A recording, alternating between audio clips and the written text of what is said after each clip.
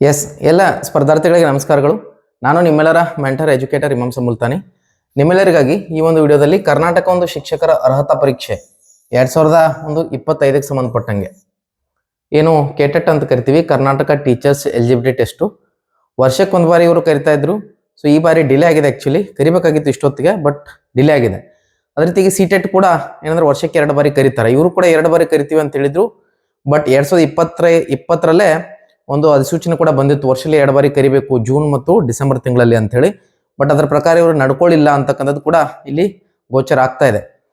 ಹಾಗಾದ್ರೆ ಈ ಒಂದು ಕರ್ನಾಟಕ ಶಿಕ್ಷಕರ ಅರ್ಹತಾ ಪರೀಕ್ಷೆ ಇಲ್ಲಿ 2 ಪೇಪರ್ ನಡೀತವೆ. ಪೇಪರ್ 1 ಪತ್ರಿಕೆ 1 ಅಂತ ಕರಿತೀವಿ. ಕಾಮನ್ ಆಗಿ ಸೋಷಿಯಲ್ ಸೈನ್ಸ್ ಅವ್ರಿಗೆ ಮತ್ತು ಮ್ಯಾಥಮೆಟಿಕ್ಸ್ ಸೈನ್ಸ್ ಅವ್ರಿಗೆ ಸಿಮಿಲರ್ ಇರುತ್ತೆ. ಅದೇ ರೀತಿಯಾಗಿ ಆರ್ಟ್ಸ್ ಮತ್ತು ಸೈನ್ಸ್ ಕ್ಯಾಂಡಿಡೇಟ್ಸ್ ಪೇಪರ್ 2 ಅನ್ನ ಬರೀತಾರೆ. ಅಲ್ಲಿ ಸ್ವಲ್ಪ ಚೇಂಜಸ್ ಆಗುತ್ತೆ. ಮ್ಯಾಥಮೆಟಿಕ್ಸ್ ಇರಲ್ಲಿ ಮ್ಯಾಥಮೆಟಿಕ್ಸ್ ಸೈನ್ಸ್ ಬರುತ್ತೆ, ಸೋಷಿಯಲ್ ಇರುವಲ್ಲಿ ಸೋಷಿಯಲ್ ಸೈನ್ಸ್ ಅಂತಕ್ಕಂಥದ್ದು ಬರುತ್ತೆ. ಇನ್ನೊಂದು ಚರ್ಚೆ ನಡೀತಾ ಇದೆ, ಅದು CBT ಮಾಡ್ಬೇಕಾ ಅಂತಕ್ಕಂಥದ್ದು, ಅಂದ್ರೆ ಕಂಪ್ಯೂಟರ್ ಬೇಸ್ಡ್ ಟೆಸ್ಟ್ ಅಂತ ಕರಿತೀವಿ. ಸೊ ನಾವು ಕೂಡ ಈ ಒಂದು ಕೇಂದ್ರೀಯ ಶಿಕ್ಷಕರ ಅರ್ಹತಾ ಪರೀಕ್ಷೆ ಏನು ಸಿಟೆಟ್ ಅಂತ ಕರಿತೀವಿ, ಅದನ್ನ CBT ಮೋಡ್ ಮಾಡಿದ್ರು. ಸೊ ಅಥವಾ ಈ ಒಂದು CBT ಮೋಡ್ ಇಲ್ದೇನೆ ಆಫ್ಲೈನ್ ಅಂತಕ್ಕಂಥದ್ದು ಕೂಡ ಏನಂದ್ರೆ ಮಾಡಿದ್ರೆ ಯಾವ್ದು ಬೆಟರ್ ಆಗತ್ತೆ ಅಂತಕ್ಕಂಥದ್ದು ಕೂಡ ಚರ್ಚೆ ನಡೀತಾ ಇದೆ. ಇಲ್ಲಿ ನಾನು ಇವೆರಡು ಒಂದು ಸಾಧಕ ಬಾಧಕಗಳನ್ನು ಕೂಡ ಡಿಸ್ಕಷನ್ ಮಾಡಿ ಪಠ್ಯಕ್ರಮವನ್ನು ಹೇಳಿ ಹಾಗೂ ಕೆಲವೊಂದು ಸಜೆಸ್ಟೆಡ್ ಬುಕ್ಸ್ ಗಳನ್ನ ನಿಮ್ಮ ಮುಂದೆ ಡಿಸ್ಕಷನ್ ಮಾಡ್ತೀನಿ. ಸೊ ಇದು ಕಂಪ್ಯೂಟರ್ ಬೇಸ್ಡ್ ಟೆಸ್ಟ್ ಅಂತಕ್ಕಂಥದ್ದು ಆಕ್ಚುಲಿ ಆಫ್ಲೈನ್ ಗಿಂತ ಚೆನ್ನಾಗಿರುತ್ತೆ. ಯಾಕಂತ ಹೇಳ್ತಾ ಇದ್ದೀನಿ ಅಂದ್ರೆ ಇಲ್ಲಿ 4 ಒಂದು ಉತ್ತರಗಳನ್ನ ನೀವು ಚೂಸ್ ಮಾಡ್ತಕ್ಕಂಥ ಸಂದರ್ಭದಲ್ಲಿ ಒಂದು ಬಾರಿ ಇದನ್ನ ಸರ್ಕಲ್ ಮಾಡಿದ್ರಿ ಅಂದ್ರೆ ವಾಪಸ್ ಚೇಂಜ್ ಮಾಡಕ್ ಬರಲ್ಲ. ಬಟ್ ಇಲ್ಲಿ ಆ ರೀತಿಯಾಗಿರಲ್ಲ. ಆನ್ಸರ್ನ ನಾವು ಏನ್ ಮಾಡ್ಕೋಬಹುದು ಅಂದ್ರೆ ಚೇಂಜ್ ಮಾಡ್ಕೊಳಕ್ ಕೂಡ ಅವಕಾಶ ಇರುತ್ತೆ. ನಾವು CBT ಅಂದ್ರೆ ಈಗಾಗಲೇ ನಾನು ಏನು ಸೆಂಟ್ರಲ್ TET ಇದೆ ಅದನ್ನ ಎದುರಿಸಿ ಒಂದು ಮಾಹಿತಿಯನ್ನ ನಿಮ್ಗೆ ಹೇಳ್ತಾ ಇದ್ದೀನಿ, ಅನುಭವನ ಹಂಚ್ಕೊಳ್ತಾ ಇದ್ದೀನಿ. ಸೊ ಆಫ್ಲೈನ್ ಮಾಡಿದ್ರೆ ಕೆಟ್ಟದ್ದ ಅಂತಕ್ಕಂಥ ನೋಡೋದಾದ್ರೆ ಒಳ್ಳೇದು. ಯಾಕಂದ್ರೆ ತುಂಬಾ ಜನರಿಗೆ ಇನ್ನೂ ಕೂಡ ಏನು ಕಂಪ್ಯೂಟರ್ ಅನ್ನ ಯೂಸ್ ಮಾಡ್ಲಿಕ್ಕೆ ಬರದೇ ಇರಬಹುದು. ಅಲ್ಲಿ ಏನು ಬಹಳ ಒಂದು ಕಾಂಪ್ಲಿಕೇಟೆಡ್ ಇರಲ್ಲ ಕಂಪ್ಯೂಟರ್ ಯೂಸ್ ಮಾಡೋದು. ಅದನ್ನು ಕೂಡ ಒಂದು ಡೆಮೋ ನಿಮಗೆ ತೋರಿಸ್ತೀನಿ ನಾನು, ಯಾವ ರೀತಿ ಇರುತ್ತೆ ಆನ್ಲೈನ್ ಟೆಸ್ಟ್ ಅಂತೇಳಿ. ಸೊ ಸಿಂಪಲ್ ಇರ್ತದೆ. ನಿಮ್ಮ ಯೂಸರ್ ನೇಮ್ ಲಾಗಿನ್ ಆದ್ರೆ ಮುಗಿದೋಯ್ತು. ಆಟೋಮೆಟಿಕ್ ಆಗಿ ಟೈಮ್ ಸ್ಟಾರ್ಟ್ ಆಗುತ್ತೆ. ಟೈಮ್ ಸ್ಟಾರ್ಟ್ ಆಗ್ತಾ ಹೋದಂಗೆ ನಾವು ಏನಂದ್ರೆ ಟಿಕ್ ಮಾಡ್ತಾ ಹೋಗ್ತೀವಿ. ಅಂದ್ರೆ ಆನ್ಸರ್ಸ್ ಯಾವ್ದಿರುತ್ತೆ ಅದನ್ನ ಟಿಕ್ ಮಾಡ್ತಾ ಹೋಗ್ತೀವಿ. ಅದಾದ್ಮೇಲೆ ಕೊನೆಯದಾಗಿ ಸಬ್ಮಿಟ್ ಕೊಟ್ರೆ ಮುಗಿದೋಯ್ತು. ಸೊ ಏನು ಎಲ್ಲಾನು ರೆಡ್ ಬಂಡ್ ಇರುತ್ತೆ. ಜಸ್ಟ್ ನಾವೇನಂದ್ರೆ ಲಾಗಿನ್ ಮಾಡಿ ನಿಮ್ಗೆ ಹೇಳ್ಕೊಡ್ತಾರೆ ಎಲ್ಲಾನು. ಏನು ಅಷ್ಟು ಕಾಂಪ್ಲಿಕೇಟೆಡ್ ಅಂತಕ್ಕಂಥದ್ದು ಇಲ್ವೇ ಇಲ್ಲ. ಅದನ್ನ ಮೈಂಡಿಂದ ತೆಗೆದ್ಬಿಡಿ. ಸೊ ಮೊದಲನೇದಾಗಿ ಈಗ CBT ಆಗತ್ತಾ ಆಫ್ಲೈನ್ ಆಗತ್ತಾ ಅಂತಕ್ಕಂಥದ್ದು ಯಾವುದೇ ಆದ್ರೂ ಕೂಡ ಅದಕ್ಕೆ ಸಿದ್ಧರಾಗಿರಿ. ಎರಡೂ ಆದ್ರೂ ಕೂಡ ನಮ್ಗೆ ಇಲ್ಲಿ CBT ಆದ್ರೂ ಕೂಡ ಅನುಕೂಲ ಇದೆ. ಇಲ್ಲಿ ತುಂಬಾ ಜನರಿಗೆ ಆನ್ಸರ್ಸ್ ಅನ್ನ ನಾವು ಏನು ಸ್ವಲ್ಪ ಕನ್ಫ್ಯೂಷನ್ಸ್ ಇದ್ದಾಗ ಚೇಂಜ್ ಮಾಡ್ಲಿಕ್ಕೆ. ಆಮೇಲೆ ಅಲ್ಲೇ ಉತ್ತರ ಇರುತ್ತೆ. ಅಲ್ಲೇ ಒಂದು ಪ್ರತಿಯೊಂದು ಪ್ಯಾಸೇಜ್ ಆನ್ಸರ್ಸ್ ಬಂದಾಗ ಅಲ್ಲೇ ಪ್ಯಾಸೇಜ್ ಇರುತ್ತೆ, ಮೇಲ್ಗಡೆ ಕೆಳಗಡೆ ಕ್ವಶನ್ಸ್ ಬರುತ್ತೆ. ಅದಾದ್ಮೇಲೆ ಏನ್ ಬರುತ್ತಂದ್ರೆ ನಿಮ್ಗೆ ಪಕ್ಕದಲ್ಲಿ ಏನಾಗತ್ತಂದ್ರೆ ಒಂದು OMR ಶೀಟ್ ಅಂತಕ್ಕಂಥದ್ದು ತೋರಿಸುತ್ತೆ. ಹೀಗಾಗಿ ಇದ್ರ ಬಗ್ಗೆ ಡೌಟ್ ಬೇಡ. ಯಾವುದೇ ಆದ್ರೂ ಕೂಡ ಅದಕ್ಕೆ ಸಿದ್ಧತೆಯನ್ನು ಮಾಡ್ಕೊಡ್ರಿ. ಒಟ್ಟಾರೆಗೆ ಎಕ್ಸಾಮ್ ಅನ್ನ ಯಶಸ್ವಿಯಾಗಿ ಎದುರಿಸಲಿಕ್ಕೆ, ಉತ್ತಮ ಅಂಕಗಳನ್ನು ಗಳಿಸಲಿಕ್ಕೆ ನೀವು ಸಿದ್ಧರಾದ್ರಿ ಅಂದ್ರೆ. ಯಾಕಂದ್ರೆ TET ಯಾಕೆ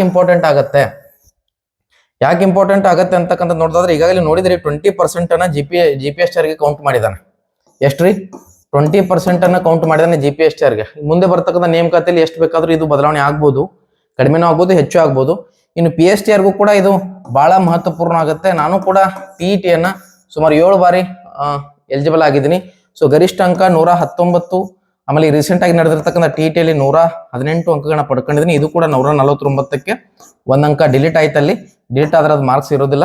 ಸೊ ಇದು ಕೂಡ 149ಕ್ಕೆ 118 ಅಂಕಗಳನ್ನ ಇಲ್ಲಿ ಪಡ್ಕೊಂಡಿದ್ದೀನಿ ನಾನು.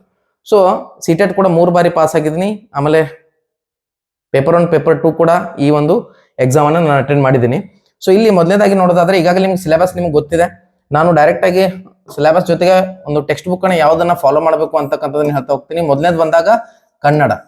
ಸೊ ಕನ್ನಡದಲ್ಲಿ ಒಂದು ವ್ಯಾಕರಣ ಬರುತ್ತೆ, ನಂತರದಲ್ಲಿ ಬೋಧನಾಶಾಸ್ತ್ರ ಇರುತ್ತೆ. ಎರಡೂ ಇದಾವೆ. ಇದರಲ್ಲಿ ವ್ಯಾಕರಣನೂ ಇದೆ, ನಂತರದಲ್ಲಿ ಬೋಧನಾಶಾಸ್ತ್ರ ಇದೆ.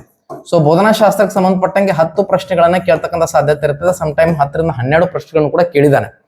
ಸೊ ವ್ಯಾಕರಣಕ್ಕಾಗಿ ನೀವು 6ರಿಂದ 10ನೇ ತರಗತಿ ಗೌರ್ಮೆಂಟ್ ಟೆಕ್ಸ್ಟ್ ಬುಕ್ ಒಂದು ಇರ್ತಕ್ಕಂಥ ಕಂಟೆಂಟ್ ಸಾಕಾಗುತ್ತೆ. ಒಂದು ಪರ್ಟಿಕ್ಯುಲರ್ ಆಥರ್ ಬುಕ್ಸ್ ಓದ್ತೀನಿ ಅಂದ್ರೆ ನೀವು ಯಾವುದು ಗೋಪಾಲಕೃಷ್ಣ ಉಡುಪ ಅವ್ರದ್ದು ಓದ್ಬೋದು. ಇಲ್ಲ ಡಿಪಾರ್ಟ್ಮೆಂಟ್ ಸಜೆಸ್ಟೆಡ್ ಬುಕ್ಸ್ ಓದ್ತೀನಿ ಅಂದ್ರೆ ನಾನು ಯಾವುದು ನೀವು ಅರಳುಗುಪ್ಪಿ ಸರ್ದು ಡಿಪಾರ್ಟ್ಮೆಂಟ್ ಅವ್ರದ್ದು ಸಜೆಸ್ಟ್ ಮಾಡಿರ್ತಕ್ಕಂಥ ಬುಕ್ ಇದೆ. ಸೊ ಓಬಳೇಶ್ವರ್ ಅಂತ ಕೂಡ ಡಿಪಾರ್ಟ್ಮೆಂಟ್ ಅವರು ಸಜೆಸ್ಟ್ ಮಾಡಿದ್ದಾರೆ. ಇನ್ನು ಬೋಧನಾಶಾಸ್ತ್ರಕ್ಕೆ ಸಂಬಂಧಪಟ್ಟಂಗೆ ನೀವು ಅನಸೂಯ ಪೆರಿಗೆ ಅವ್ರದ್ದು ಓದ್ಬೋದು. ಇದು ಆಕ್ಚುಲಿ ಪ್ರಿಂಟಿಂಗ್ ಸ್ಟಾಪ್ ಇದೆ. ಅನಸೂಯ ಪೆರಿಗೆ ಅವ್ರದ್ದು ಪ್ರಿಂಟಿಂಗ್ ಸ್ಟಾಪ್ ಇದೆ. ಇದು ಬುಕ್ ಪ್ರಿಂಟ್ ಆಗ್ತಾ ಇಲ್ಲ. ಬಟ್ ನಮ್ಮ ಒಂದು ಕ್ವಶನ್ ಬ್ಯಾಂಕ್ ಅಲ್ಲಿ ಈ ಒಂದು ಟೆಕ್ಸ್ಟ್ ಬುಕ್ ಅನಾಲಿಸಿಸ್ ಮಾಡಿ ನಾನು ಕಂಟೆಂಟ್ ಅನ್ನು ಕೊಟ್ಟಿದ್ದೆ. ನಾನು ಕೂಡ ಕ್ಲಾಸ್ ಮಾಡ್ತಾ ಇದ್ದೀನಿ. ಸೊ ಅದ್ರ ಜೊತೆಗೆ ಅನಸೂಯ ಪೆರಿಗೆ ಅವರ ಒಂದು ರೆಫರೆನ್ಸ್ ನಾನು ಇಟ್ಕೊಂಡಿದ್ದೀನಿ. ಅದ್ರ ಜೊತೆಗೆ ಇನ್ನೊಂದು ಪ್ರೀತಿ ಭಂಡಾರ್ಕರ್ ಅವ್ರದ್ದು ಕೂಡ ಡಿಪಾರ್ಟ್ಮೆಂಟ್ ಅವರು ಸಜೆಸ್ಟ್ ಮಾಡಿದ್ದಾರೆ ಇತ್ತೀಚೆಗೆ. ಸೊ ಇದು ಕೂಡ ದಿ ಬೆಸ್ಟ್ ಬುಕ್ ಅಂತಕ್ಕಂಥದ್ದನ್ನ ಹೇಳ್ಬೋದು. ಪ್ರೀತಿ ಭಂಡಾರ್ಕರ್ ಯಾವ್ದಾದ್ರು ಒಂದು ರೆಫರ್ ಮಾಡಿ. ಆಮೇಲೆ ಎಲ್ಲಾನು ಒಂದೇ ಬುಕ್ಸ್ ಇಂದ ಕ್ವಶನ್ಸ್ ಬರಲ್ಲ, ಇದು ಕೂಡ ನೆನಪಿರಲಿ. ಹಿಂದೆ ಬರ್ತಾ ಇತ್ತು, ಒಂದು ಫಿಕ್ಸ್ ಬುಕ್ ಇಂದ ಬರ್ತಾ ಇತ್ತು ಅನುಸೂಯ ಪೆರಿಗೆ ಅವರಿಂದ. ಇನ್ನು ನಂತರದಲ್ಲಿ ಪ್ರೊಫೆಸರ್ ರಾಮಚಂದ್ರ ಅವ್ರದ್ದು ಕೂಡ ಒಂದು ಬುಕ್ ಅನ್ನ ಸಜೆಸ್ಟ್ ಮಾಡಿದ್ದಾರೆ. ಇಲ್ಲಿ ಇಬ್ರು ಆಥರ್ಸ್ ಇದ್ದಾರೆ. ಸೊ ಇದನ್ನ ಕೂಡ ನೀವು ರೆಫರ್ ಮಾಡ್ಬೋದು. ಬಟ್ ಇದೆಲ್ಲವೂ ಕೂಡ ಓದ್ಕೊಳ್ಳಿಕ್ಕೆ ಸ್ವಲ್ಪ ಟೈಮ್ ತಗೊಳುತ್ತೆ. ಸೊ ಯಾವ್ದಾದ್ರು ಒಂದು ಬುಕ್ ಬೆಸ್ಟ್ ಅನ್ನ ರೆಫರ್ ಮಾಡಿ. ಅದರಲ್ಲಿ ಪ್ರೀತಿ ಭಂಡಾರ್ಕರ್ದು ಈಗ ಸದ್ಯಕ್ಕೆ ಸಿಗತ್ತೆ ಮಾರ್ಕೆಟ್ ಅಲ್ಲಿ, ಪ್ರಾಬ್ಲಮ್ ಇಲ್ಲ. ಇದು ಸಿಗಲ್ಲ, ಇದು ಸಿಗ್ತದೆ. ಇಲ್ಲ ಪಾಸಿಬಲ್ ಇಲ್ಲ ಅಂದ್ರೆ ನೀವೇನ್ ಮಾಡ್ಬೋದು, ಕ್ಲಾಸಸ್ ಅನ್ನ ರೆಫರ್ ಮಾಡ್ಬೋದು, ಯಾವ್ದು ನಿಮಗೆ ದಿ ಬೆಸ್ಟ್ ಅನ್ಸುತ್ತೆ ಅದನ್ನ. ನೆಕ್ಸ್ಟ್ ನೀವು ಎರಡನೇದು ಬಂದಾಗ ಅದು ಕನ್ನಡ, ಇದು ಇಂಗ್ಲಿಷ್ ವಿಷಯ. ಯಾರು ಲ್ಯಾಂಗ್ವೇಜ್ 2 ಅಥವಾ ಲ್ಯಾಂಗ್ವೇಜ್ 1 ಇಂಗ್ಲಿಷ್ ತಗೋತೀರಿ, ಇಲ್ಲಿ ಗ್ರಾಮರ್ಗಾಗಿ ನೀವು 6 to 10 ಬುಕ್ಸ್ ಜೊತೆಗೆ ಏನ್ ಮಾಡ್ಬೋದು ಅಂದ್ರೆ SS ಕೋಟಿಗೆ ಅವರ ಒಂದು ಬುಕ್ ಅನ್ನ ರೆಫರ್ ಮಾಡ್ಬೋದು ಗ್ರಾಮರ್ಗಾಗಿ. ಓಕೆ, ಸೊ ಅದ್ರ ಜೊತೆಗೆ ನಮ್ಮ ಡಿಪಾರ್ಟ್ಮೆಂಟ್ ಅವರು ಸಜೆಸ್ಟ್ ಮಾಡಿರ್ತಕ್ಕಂಥ ಬುಕ್ ಯಾವ್ದಂದ್ರೆ TN ರಾಜು ಅವ್ರದ್ದು ಬೋಧನಾಶಾಸ್ತ್ರಕ್ಕೆ ಇದೆ ಫೈನಲ್ ಮಾಡಿದಾರೆ ಅವರು. TN ರಾಜು ಅವ್ರದ್ದು, ಇದನ್ನ ನೀವು ರೆಫರ್ ಮಾಡ್ಬೋದು. ಸೊ ಅದ್ರ ಜೊತೆಗೆ ಮ್ಯಾಗ್ರೋ ಹಿಲ್ ಅವರು ಕೂಡ ಬೋಧನಾಶಾಸ್ತ್ರ ಬರುತ್ತೆ ಇಂಗ್ಲಿಷ್ ಪೆಡಗಾಗಿ, ಅದನ್ನ ರೆಫರ್ ಮಾಡಿ. ಟೆಕ್ಸ್ಟ್ ಬುಕ್ ಅವ್ರದ್ದು ಒಂದು ಕ್ವಶನ್ ಬ್ಯಾಂಕ್ ಇದೆ, ಪರ್ಟಿಕ್ಯುಲರ್ ಆಗಿ ಒಂದು ಕಂಪ್ಲೀಟ್ ಸೀಟೆಟ್ ಕ್ವಶನ್ ಪೇಪರ್ಸ್ ಅನ್ನ ಅವ್ರು ಏನ್ ಮಾಡಿದಾರೆ ಅಂದ್ರೆ ಅನಾಲಿಸಿಸ್ ಮಾಡಿ ಕೊಟ್ಟಿದ್ದಾರೆ ವಿತ್ ಎಕ್ಸ್ಪ್ಲನೇಷನ್. ಎಲ್ಲ ಸೀಟೆಟ್ ಪ್ರಶ್ನೆ ಪತ್ರಿಕೆದು ವಿತ್ ಆನ್ಸರ್ ಕೊಟ್ಟಿದ್ದಾರೆ. ಆಮೇಲೆ ಇದು ನಿಮಗೆ ಹೆಲ್ಪ್ಫುಲ್ ಆಗುತ್ತೆ. TN ರಾಜು ಅವ್ರದ್ದು ಫಿಕ್ಸ್ ಇರುತ್ತೆ, ಇದು ಸಿಗುತ್ತೆ ಮಾರ್ಕೆಟ್ ಅಲ್ಲಿ, ಯೂಸ್ ಮಾಡ್ಕೋಬಹುದು. ಇದಾದ್ಮೇಲೆ ಬಹಳ ಕಾಂಪ್ಲಿಕೇಟೆಡ್ ಬರುತ್ತೆ, ಅದು CDP ಅಂತೇಳಿ. ಸೊ CDPಗೆ ಯಾವ ಪರ್ಟಿಕ್ಯುಲರ್ ಬುಕ್ ಅಂತಕ್ಕಂಥದ್ದು ನೋಡಿದಾಗ ಇಲ್ಲಿ ಪರ್ಟಿಕ್ಯುಲರ್ ಬುಕ್ ಅನ್ನೋದಿಲ್ಲ. ಆದ್ರೂ ಕೂಡ ನಿಮಗೆ ಒಂದು ಬುಕ್ ಅನ್ನ ಇಲ್ಲಿ ಸಜೆಸ್ಟ್ ಮಾಡೋದಾದ್ರೆ SK ಮಂಗಲ್ ಅವ್ರದ್ದು ಇಂಗ್ಲಿಷ್ ಮೀಡಿಯಂ ಬುಕ್ ಇದೆ, ಅದನ್ನ ನೀವು ಕನ್ನಡದಲ್ಲಿ ನೋಡ್ಕೊಂಡು ಸ್ವಲ್ಪ ಯೂಸ್ ಮಾಡ್ಕೋಬಹುದು. ಇಲ್ಲ ಸರ್ ನಂಗೆ ಕನ್ನಡ ಮೀಡಿಯಂ ಬುಕ್ ಒಂದೇ ಹೇಳಿ ಅಂತಕ್ಕಂಥದ್ದು ನೋಡೋದಾದ್ರೆ ನೀವು ರಾಮಲಿಂಗು ಸರ್ದು ಡಿಪಾರ್ಟ್ಮೆಂಟ್ ಅವರೇ ಸಜೆಸ್ಟ್ ಮಾಡಿದ್ದಾರೆ, ರಾಮಲಿಂಗು ಸರ್ದು, ಅದನ್ನ ನೀವು ರೆಫರ್ ಮಾಡ್ಬೋದು. ಅದ್ರ ಜೊತೆಗೆ ಇನ್ನೂ ಸಾಕಷ್ಟು ಬುಕ್ಸ್ಗಳಿದಾವೆ ಕನ್ನಡದಲ್ಲಿ. ನಮ್ಮ ಶಿಕ್ಷಣಶಾಸ್ತ್ರ ಪ್ರಥಮ PUC ದ್ವಿತೀಯ PUC ಇದೆ, ಸೈಕಾಲಜಿ ಪ್ರಥಮ PUC ದ್ವಿತೀಯ PUC ಇದೆ, ಗೌರ್ಮೆಂಟ್ದು, ಅದನ್ನ ರೆಫರ್ ಮಾಡಿ. HU ಅಮ್ದೇಪ್ ಅವ್ರದ್ದು ರೆಫರ್ ಮಾಡ್ತಾ ಇದ್ರೆ, NB ಕೊಂಗೋಡ್ ಅವ್ರದ್ದು ರೆಫರ್ ಮಾಡ್ತಾ ಇದ್ರೆ ಒಂದು ಬಾರಿ ಕ್ವಶನ್ ಪೇಪರ್ ಅನ್ನ ನೋಡ್ಕೊಳ್ಳಿ. TP ಮಂಜುನಾಥ್ ಸರ್ ರೆಫರ್ ಮಾಡ್ತಾ ಇದ್ರೆ, KM ಸುರೇಶ್ ಸರ್ ರೆಫರ್ ಮಾಡ್ತಾ ಇದ್ರೆ ಒಂದು ಬಾರಿ ಕ್ವಶನ್ ಬ್ಯಾಂಕ್ ಅನ್ನ ನೋಡ್ಕೊಂಡು ಅದ್ರ ಪ್ರಕಾರ ನೀವೇನಂದ್ರೆ ಎಷ್ಟು ಕ್ವಶನ್ಸ್ ಗಳು ರೇಸ್ ಆಗ್ತಾ ಇದಾವೆ ಇತ್ತೀಚಿನ 2019 ಈ ಕಡೆ TET ನ ತೆಗೆದುಕೊಳ್ಳಿ, ಅದ್ರ ಪ್ರಕಾರ ನೋಡ್ಕೊಳ್ಳಿ. ಸೊ ಇದಾಯ್ತು, ಇದು ಕಾಮನ್ ಆಗಿ ಪೇಪರ್ 1 ಪೇಪರ್ 2 ಇಬ್ರಿಗೂ ಕೂಡ ಆಯ್ತು. 1 to 5th, ಅದ್ರ ಜೊತೆಗೆ 6 to 8. ನೆಕ್ಸ್ಟ್ ಏನಂದ್ರೆ 9, 10th ಬಂದ್ರು ಕೂಡ ಬೋಧನಾಶಾಸ್ತ್ರ ಇವೇ ಟೆಕ್ಸ್ಟ್ ಬುಕ್ ಗಳು ಇರ್ತವೆ. ಸೊ ಇದು ಫಿಕ್ಸ್ ಆಯ್ತು. ಇದಾದ್ಮೇಲೆ ಬರ್ತಕ್ಕಂಥದ್ದು ಈಗ ನೆಕ್ಸ್ಟ್ ಸೋಷಿಯಲ್ ಸೈನ್ಸ್, ಮ್ಯಾಥ್ಸ್ ಅಂತ ಬರ್ತದೆ. ಸೊ ಇದು ಪೇಪರ್ 1 ಅವ್ರಿಗೆ ಮ್ಯಾಥ್ಸ್ ಇದೆ, ಅದೇ ರೀತಿಯಾಗಿ ಪೇಪರ್ 2 ಅವ್ರಿಗೂ ಕೂಡ ಮ್ಯಾಥ್ಸ್ ಬರುತ್ತೆ. ಸೊ ಇದಕ್ಕೆ ಸಂಬಂಧಪಟ್ಟಂಗೆ 6 to 10th, ಆಕ್ಚುಲಿ ಇದು 6 to 8 ವರೆಗೆ ಏನ್ ಮಾಡಿದಾರೆ ಅಂದ್ರೆ ಇತ್ತೀಚಿನ TET ಅಲ್ಲಿ ಏನ್ ಮಾಡಿದಾನೆ ಸ್ವಲ್ಪ ನೋಟ್ ಮಾಡ್ಕೊಳ್ರಿ. 6 to 8 ಬಂದ್ಬಿಟ್ಟು 1 to 5th ಟೀಚರ್ಸ್ ಇರುತ್ತೆ. ಅಂದ್ರೆ 1 ರಿಂದ 8ನೇ ತರಗತಿ ಅಂತ ಇಟ್ಕೊಳ್ರಿ. ಇದನ್ನ ಗೌರ್ಮೆಂಟ್ ಟೆಕ್ಸ್ಟ್ ಬುಕ್ 1 ರಿಂದ 8ನೇ ಸೈನ್ಸ್ ಎಲ್ಲಿ ಸ್ಟಾರ್ಟ್ ಆಗುತ್ತೆ ನಿಮ್ಗೆ ಗೊತ್ತಿದೆ, ಪರಿಸರ ಅಧ್ಯಯನ ಅಂತ ಬರುತ್ತೆ. ಇದು ಮ್ಯಾಥ್ಸ್ ಬಂದ್ಬಿಟ್ಟು 1 ರಿಂದ 8ನೇ ತರಗತಿವರೆಗೆ ಓದ್ಕೋಬೇಕಾಗತ್ತೆ. ಇನ್ನು ನೀವು ಪೇಪರ್ 2 ಓದ್ತಾ ಇದ್ರಿ ಅಂತ ಇಟ್ಕೊಡ್ರಿ, ಪೇಪರ್ 2 ಓದ್ತಾ ಇದ್ರಿ ಅಂತ ಇಟ್ಕೊಡ್ರಿ, 1 ರಿಂದ 12ನೇ ತರಗತಿವರೆಗೆ ಕೊಟ್ಟಿದ್ದಾನೆ. ಸೊ ಮ್ಯಾಥಮೆಟಿಕ್ಸ್ ಅದು ನಮ್ಮ ಗೌರ್ಮೆಂಟ್ ಅಷ್ಟೇ, ಬೇರೆದೇನೋ ಆಥರ್ಸ್ ಟೆಕ್ಸ್ಟ್ ಬುಕ್ ಓದಬೇಕಾಗಿಲ್ಲ. KTBS ಪ್ಲಸ್ ಯಾವುದು NCERT ಇವೆರಡು ರೆಫರೆನ್ಸ್ ಆಗಿ ತೆಗೆದುಕೊಟ್ಟಿದ್ದಾನೆ. ಇನ್ನು ಇದಕ್ಕೆ ಬೋಧನಾಶಾಸ್ತ್ರ ಅಂತ ನೋಡೋದಾದ್ರೆ ನಮ್ಮ ಡಿಪಾರ್ಟ್ಮೆಂಟ್ ಅವ್ರದೇ ಅಂದ್ರೆ CBSE ನವ್ರದೇ ಬೋಧನಾಶಾಸ್ತ್ರ ನಿಮ್ಗೆ ಬುಕ್ ಸಿಗುತ್ತೆ, ಅದನ್ನ ರೆಫರ್ ಮಾಡ್ಬೋದು. ಸೊ ಇದೊಂದಾಯ್ತು. ನೆಕ್ಸ್ಟ್ ಇನ್ನು 5ನೇ ಬಂದಾಗ EVS ಅಂತ ಹೇಳಿ. ಆಕ್ಚುಲಿ ಹಿಂದೆ EVS ಅನ್ನೋದು ಪರ್ಟಿಕ್ಯುಲರ್ ಸಬ್ಜೆಕ್ಟ್ ಇರ್ತದೆ, ಬಟ್ ಈಗ EVS ಅನ್ನೋದಿಲ್ಲ, ಅಲ್ಲಿ ಸೈನ್ಸ್ ಅನ್ನೇ ಕೊಡ್ತಾ ಇದ್ದಾನೆ ಡೈರೆಕ್ಟ್ ಆಗಿ 1 ರಿಂದ 8ನೇ ತರಗತಿವರೆಗೆ. ಈಗಾಗಲೇ ನೀವು 2024 ಪೇಪರ್ ತೆಗೆದು ನೋಡ್ರಿ, ಆಮೇಲೆ ಸಿಲೆಬಸ್ ತೆಗೆದು ನೋಡಿ, ಅದರಲ್ಲಿ 1 ರಿಂದ 8ನೇ ತರಗತಿವರೆಗೆ ಸೈನ್ಸ್ ಓದ್ಕೊಳ್ಳಿ ಅಂತ ಹೇಳಿದಾನೆ. ಸೊ ಹೀಗಾಗಿ ಸ್ವಲ್ಪ ಕಾಂಪ್ಲಿಕೇಟೆಡ್ ಇರುತ್ತೆ. EVS ಅಂತಕ್ಕಂಥ ನೀವು EVS ಅಂತ ಸಪ್ರೇಟ್ ಏನು ಸಿಲೆಬಸ್ ಫ್ರೇಮ್ ಮಾಡಿ ಕೆಲವೊಬ್ರು ಹೇಳ್ತಾ ಇದ್ರೆ ಅದನ್ನ ಫಾಲೋ ಮಾಡಬೇಡಿ. 1 to 8 ಏನಿದೆ ಪರ್ಟಿಕ್ಯುಲರ್ ಅದನ್ನ ಫಾಲೋ ಮಾಡಿ. ಅಂದ್ರೆ ಸೈನ್ಸೇ ಫಾಲೋ ಮಾಡ್ಬೇಕಂತಕ್ಕಂಥದ್ದು. ಕ್ವಶನ್ ಪೇಪರ್ ಕೂಡ ನೀವು ತೆಗೆದು ನೋಡಿ ಸ್ವಲ್ಪ ಇದನ್ನ. ಆಮೇಲೆ ಇದು ಪೇಪರ್ 1 ಅವ್ರಿಗೆ ಆಯ್ತು. ಇನ್ನು ಅದೇ ರೀತಿಯಾಗಿ ಪೇಪರ್ 2 ಅವ್ರದ್ದು ಇಲ್ಲೇ ಬರುತ್ತೆ. ಇಲ್ಲಿ ಅವ್ರದ್ದು 4th ನಂಬರ್ ಏನಂದ್ರೆ ಮ್ಯಾಥಮೆಟಿಕ್ಸ್ ಅಂಡ್ ಸೈನ್ಸ್ ಅಂತ ಬರ್ತದೆ. ಇಲ್ಲಿ 30+30 ಇರುತ್ತೆ, ಮ್ಯಾಥ್ಸ್ 30 ಸೈನ್ಸ್ 30 ಅಂತ ಹೇಳಿ. ಈಗಾಗಲೇ ನಾನು ಹೇಳಿದ್ರಿ 1 to 12 standard mathematics text book ಅನ್ನ ನೀವು ರೆಫರ್ ಮಾಡಬೇಕು ಅಂತಕ್ಕಂಥದ್ದು. ಸೊ ಅದ್ರ ಜೊತೆಗೆ ಬೋಧನಾಶಾಸ್ತ್ರಕ್ಕಾಗಿ ನಮ್ಮ NCERT ಅವ್ರದ್ದು ಬುಕ್ಸ್ ಇದೆ, ಮ್ಯಾಥಮೆಟಿಕ್ಸ್ ಪೆಡಗಾಗಿ ಅಂತೇಳಿ, ಅದನ್ನ ರೆಫರ್ ಮಾಡಿ. ಆಮೇಲೆ ಸೈನ್ಸ್ ಪೆಡಗಾಗಿ ಕೂಡ NCERT ಅವ್ರದ್ದು ಇದೆ, ಅದನ್ನ ರೆಫರ್ ಮಾಡಿ. ಪರ್ಟಿಕ್ಯುಲರ್ ಆಗಿ ಕನ್ನಡ ಮೀಡಿಯಂ ಬುಕ್ಸ್ ಗಳಿಗೆ ಬೋಧನಾಶಾಸ್ತ್ರಕ್ಕೆ ಸಂಬಂಧಪಟ್ಟಾಗ ಮ್ಯಾಥ್ಸ್ ಸೈನ್ಸ್ ಅಷ್ಟು ಸಮಂಜಸವಾಗಿಲ್ಲ. ನೀವು ನೋಡ್ಕೋತೀನಿ ಅಂದ್ರೂ ಕೂಡ textbook.com ಅಲ್ಲಿ ಈ ಒಂದು ಟೆಕ್ಸ್ಟ್ ಬುಕ್ ಇದ್ರ ಕ್ವಶನ್ ಸಿಗ್ತವೆ ಮ್ಯಾಥಮೆಟಿಕ್ಸ್ ಸೈನ್ಸ್ಗೆ ಸಂಬಂಧಪಟ್ಟಂಗೆ, ಅದನ್ನ ಪ್ರಾಕ್ಟೀಸ್ ಮಾಡಿ. ಯಾವುದು textbook.com ಅಂತೇಳಿ ಫ್ರೀ ಆಫ್ ಸೋರ್ಸ್ ಇದೆ, textbook.com ಅಂತೇಳಿ. ಅದ್ರ ಇಂಗ್ಲಿಷಲ್ಲಿ ಇರುತ್ತೆ. ಇದು ನೀವು ಇಲ್ಲಿಂದ ಕಾಪಿ ಮಾಡಿಕೊಂಡು ಅದನ್ನ ಚಾಟ್ GPT ಅಥವಾ ಗೂಗಲ್ ಟ್ರಾನ್ಸ್ಲೇಷನ್ಗೆ ಹಾಕಿದ್ರೆ ಕನ್ನಡದಲ್ಲಿ ಬರುತ್ತೆ. ಅದನ್ನ ರೆಫರ್ ಮಾಡ್ಬೋದು. ಸೊ ಇದು ಒಂದು. ಆಮೇಲೆ ಸೈಕಾಲಜಿಯಲ್ಲಿ ಮ್ಯಾಕ್ಸಿಮಮ್ ಇಲ್ಲಿ ಬೋಧನಾಶಾಸ್ತ್ರ ನಿಮ್ದು ಕವರ್ ಮಾಡಿರ್ತೀನಿ ನಾನು. ನೆಕ್ಸ್ಟ್ ಬಂದಾಗ ಎಸ್ ಸೋಷಿಯಲ್ ಅಂಡ್ ಸೈನ್ಸ್ ಬಂದಾಗ, ಸೊ ಇದು 60 ಅಂಕ ಇರುತ್ತೆ. ಇದರಲ್ಲಿ ಹಿಸ್ಟ್ರಿ ಬಂತು, ಪೊಲಿಟಿಕಲ್ ಸೈನ್ಸ್ ಬಂತು, ಸೋಷಿಯಾಲಜಿ ಬಂತು, ಜಿಯೋಗ್ರಫಿ ಬಂತು, ಎಕನಾಮಿಕ್ಸ್ ಬಂತು, ಬಿಸ್ನೆಸ್ ಸ್ಟಡೀಸ್ ಬಂತು. ಇದಕ್ಕೆ ನಮ್ಮ 6ರಿಂದ 10ನೇ ತರಗತಿವರೆಗೆ ಗೌರ್ಮೆಂಟ್ ಟೆಕ್ಸ್ಟ್ ಬುಕ್ ಅನ್ನ ರೆಫರೆನ್ಸ್ ಆಗಿ ಕೊಟ್ಟಿದ್ದಾರೆ. ಸೊ ಅದರಿಂದನೇ ಕ್ವಶನ್ಸ್ ಬರುತ್ತೆ, ಒಂದು ಕ್ವಶನ್ ಔಟ್ಸೈಡ್ ಇಂದ ಬರಲ್ಲ. ಆಮೇಲೆ 10ರಿಂದ 15 ಅಂಕ, ಸುಮಾರು 15 ಅಂಕ ಏನಾಗುತ್ತೆ ಅಂದ್ರೆ ಬೋಧನಾಶಾಸ್ತ್ರ ಬರುತ್ತೆ.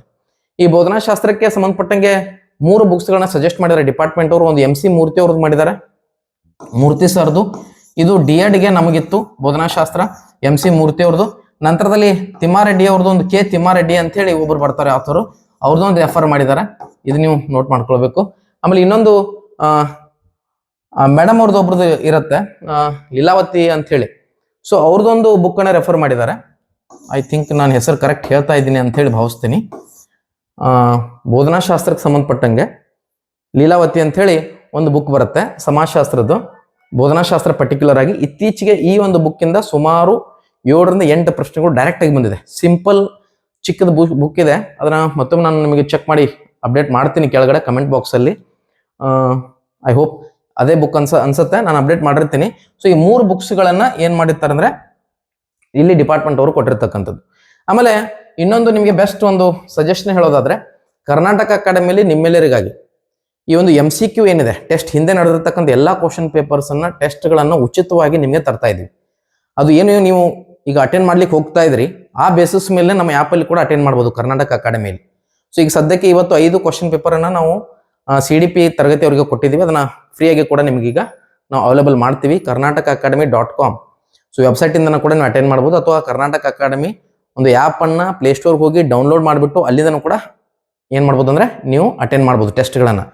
ಸೊ ಕಂಪ್ಲೀಟ್ ಹಿಂದೆ ನಡೆದಿರ್ತಕ್ಕಂಥ ಕ್ವಶನ್ ಪೇಪರ್ಸ್ ಏನಿದೆ ಕಂಪ್ಲೀಟ್ ಆಗಿ ಫ್ರೀ ಆಗಿ ಅಲ್ಲಿ ಎಷ್ಟು ಬೇಕಾದ್ರೂ ಸಾರಿ ನೀವು ಟೆಸ್ಟ್ ಅನ್ನ ಅಟೆಂಡ್ ಮಾಡ್ಬೋದು. ಇದರಿಂದ ಏನ್ ಹೆಲ್ಪ್ ಆಗುತ್ತೆ, ಏನು ಎಕ್ಸಾಮ್ ಬರ್ಲಿಕ್ಕೆ ಹೋಗ್ತಿದ್ರಿ ಅಲ್ಲಿ ಯಾವ ರೀತಿಯಾಗಿರುತ್ತೆ ಕ್ವಶನ್ಸ್, ಯಾವ ರೀತಿ ಟಿಕ್ ಮಾಡಿದ್ರೆ ಎಷ್ಟು ಟೈಮಲ್ಲಿ ನಾನು ಕವರ್ ಮಾಡ್ಬೋದು ಕ್ವಶನ್ಸ್ ಅನ್ನ, ಜೊತೆಗೆ ಕಂಟೆಂಟ್ ನೀವೇನು ಓದಿದ್ರಿ ನಾನು ಎಷ್ಟನ್ನು ಅಟೆಂಡ್ ಮಾಡ್ತಾ ಇದ್ದೀನಿ, ಎಷ್ಟು ಮಾರ್ಕ್ಸ್ ನನಗೆ ಬರ್ತಾ ಇದೆ ಅನ್ನೋದು ಹೆಲ್ಪ್ಫುಲ್ ಆಗುತ್ತೆ. ಸೊ ಆಮೇಲೆ ತರಗತಿಗಳು ಕೂಡ ಕರ್ನಾಟಕ ಅಕಾಡೆಮಿಯಲ್ಲಿ ನಾವು ಕೊಡ್ತಾ ಇದ್ದೀವಿ. ಸೊ ಎಕ್ಸ್ಪೀರಿಯನ್ಸ್ ಟೀಚರ್ಸು, ಆಲ್ರೆಡಿ ಎಕ್ಸಾಮ್ನ ಬರೆದು ಕ್ವಾಲಿಫೈ ಆಗಿರ್ತಕ್ಕಂಥ ಟೀಚರ್ಸು, ಹಾಗೂ ಈ ಫೀಲ್ಡ್ ಅಲ್ಲಿ ಸಾಕಷ್ಟು ಅನುಭವ ಹೊಂದಿರತಕ್ಕಂಥ ಟೀಚರ್ಸ್ ನಿಮ್ಗೆ ಏನ್ ಮಾಡ್ತಾರೆ ಅಂದ್ರೆ ಇಲ್ಲಿ ಗೈಡ್ ಮಾಡ್ತಾರೆ. ಸೊ ಅವರ ಒಂದು ಗೈಡೆನ್ಸ್ ಅನ್ನು ಕೂಡ ತೆಗೆದುಕೊಳ್ಬಹುದು. TET ಕಡ್ಡಾಯವಾಗಿ ಫಸ್ಟ್ ಆಗತ್ತಾ ಅಥವಾ ನೇಮಕಾತಿ ಆದ್ಮೇಲೆ ಆಗತ್ತಾ ಅಂತ ತುಂಬಾ ಜನರಿಗೆ ಗೊಂದಲ ಇದೆ. ನೀವು TET ಯಾವಾಗ್ಲೇ ಆಗ್ಲಿ ಆದ್ರೆ ಪಾಸ್ ಆಗೋದು ಅನಿವಾರ್ಯ, ಯಾಕಂದ್ರೆ ಇದು ಆದ್ರೆ ಮುಂದಕ್ಕೆ ನೀವು ಹೋಗ್ತಿರಲಿಲ್ಲ ಅಂದ್ರೆ ಹೋಗಲ್ಲ. ಸೊ ಇಲ್ಲಿ ಸಾಕಷ್ಟು ಇನ್ಫಾರ್ಮೇಶನ್ಸ್ ಅನ್ನ ನಾನು ಇಲ್ಲಿ ಶೇರ್ ಮಾಡಿದ್ದೀನಿ. ಐ ಹೋಪ್ ನಿಮಗೆ ವಿಡಿಯೋ ಇದು ಅರ್ಥ ಆಗಿದೆ ಅನ್ಕೋತೀನಿ. ಸೊ ನಿರಂತರ ಒಂದು ಮಾಹಿತಿಗಾಗಿ ಹಾಗೂ ನಮ್ಮ ಕರ್ನಾಟಕ ಅಕಾಡೆಮಿ ಚಾನಲ್ ಅಲ್ಲಿ ಯಾವುದೇ ಒಂದು ಇಂಪಾರ್ಟೆಂಟ್ ಇನ್ಫಾರ್ಮೇಶನ್ಸ್ ನಿಮ್ಮಿಂದ ಮಿಸ್ ಆಗದೆ ಇರಲಿ. ಸೊ ಚಾನಲ್ ಸಬ್ಸ್ಕ್ರೈಬ್ ಮಾಡಿ, ಪಕ್ಕದಲ್ಲಿ ಇರ್ತಕ್ಕಂಥ ಒಂದು ಬೆಲ್ ಅನ್ನ ಪ್ರೆಸ್ ಮಾಡಿ ಯಾವಾಗಲೂ ನೋಟಿಫೈ ಆಗಿರಿ ಅಂತ ಹೇಳ್ತಾ ನೋಡ್ತಾ ಇರಿ Karnataka academy. Thanks for watching video. Have a nice day.